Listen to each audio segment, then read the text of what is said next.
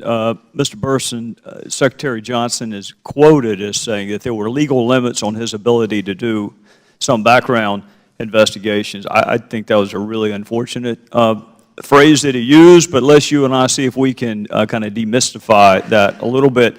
Do you agree that non-citizens who are not in the United States are not afforded any protections under the Fourth Amendment? That's my understanding, Mr. Gowdy. Well, you were a U.S. attorney. You're being modest. Not only is that your understanding, it's also the law. The Fourth Amendment does not apply to non-U.S. citizens who are not here any more than the Eighth Amendment applies to non-U.S. citizens who are not here. Would you agree with me that there is no legal bar to accessing data from non-citizens who are not present in the United States? Absent a treaty to the contrary, that's my understanding, sir. Would you also agree with me that there is no legal right to immigrate to the United States? It's a privilege that we confer on people, but it is not a right. That's correct, sir. So would you also agree that you can condition the conference of a privilege on just about anything you want, so long as you don't violate a treaty or the Constitution? Or the Constitution. But you made, I'm sure, extensive use of polygraphs when you were the United States Attorney. From time to time, yes, sir. All right, and they're not admissible in court, are they? Not generally, no. But we still use them because they're a very effective investigative tool. Do we use them in the vetting of people who want to come here?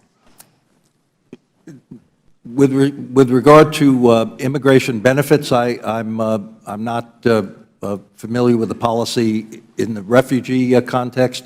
We do not regularly use a polygraph. If there's significant doubt in the operational component, given the border authorities that ICE and CBP have, typically the decision would be made to bar entry rather than to go to the extent of trying to ascertain veracity. But you and I didn't just use polygraphs in our previous lives because we had doubt. Sometimes it incents the person to want to embrace the truth when they think it might be a threat that they're going to be polygraphed. I mean, you certainly can't admit it in court. So it's not only the result, deception or otherwise, it is the threat that you may be polygraphed that sometimes provides people with the incentive to either tell the truth or they need not apply in the first place, right? That can be one reaction from an individual, and I'm not aware, Mr. Gowdy, of any policy that would prevent that. I'm also not aware operationally, as a former CBP commissioner, that it's been used in any regular way. Well, let me tell you where I find myself. I just listened to Ben Rhodes give a series of words like extensive, thorough, careful. I have heard tough. I have heard multiple, all in connection with the word vetting. It's all amplified the word vetting. And I just sat here and thought, well, if all of that was true, how did we miss the lady in San Bernardino? As the FBI director said, Mr. Gowdy, and I think is the fact that there was nothing in the system that we used that would pick that up. There was no data that we would turn into actionable information to deny admission. I get you, Mr. Burson, but I got to be candid with you. That doesn't make me feel any better. I mean, it's one thing to argue that there was information there and we missed it. That's one set of corrective measures. Right. It's another thing to argue, as I hear we are currently arguing, this administration, that we missed nothing.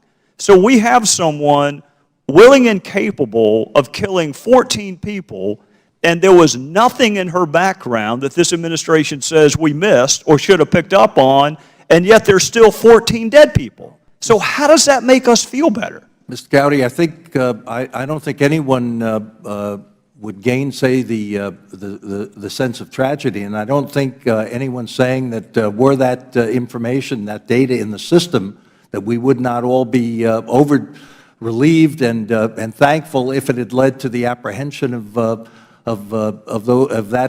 those murderers. But the issue that you asked is factually, were there data in the system by which we could tell that this risk existed? And the answer to that is no.